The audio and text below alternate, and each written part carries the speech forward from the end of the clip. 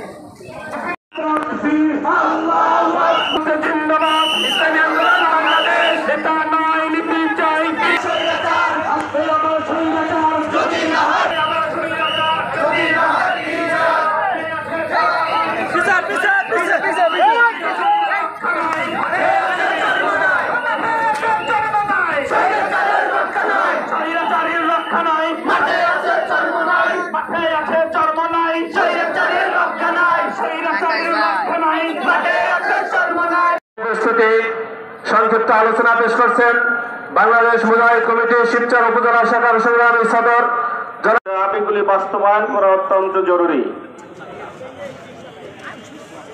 দাবিগুলি MP প্রার্থী এবং আমার অন্যান্য নেত্রী ভাইয়েরা ভোটের অধিকার আদায় হবে ঠিক কিনা কথা।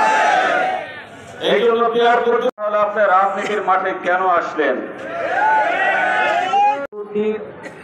আজকের ইসলামী আন্দোলনের গণ মিছিলের সম্মানিত জনাব হাফেজ আবু জাফর সাহেব, ওলামা ইকরাম, মঞ্চের উপবিষ্ট শত শত ওলামা মুহতামিম মাজিদিয়া কওমি মাদ্রাসা, তাদের নেতৃত্বে অনেক ওলামা ইকরাম আজকে আমাদের সাথে থাকার তৌফিক আল্লাহ তাআলা দান করেছিলেন।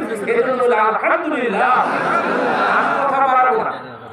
কথা আমরা জানি বাংলাদেশে 5 আগস্টে বাংলাদেশের ছাত্র জনতার ভোট পচা যাবে না, এটা হলো পেয়ার পদ্ধতি।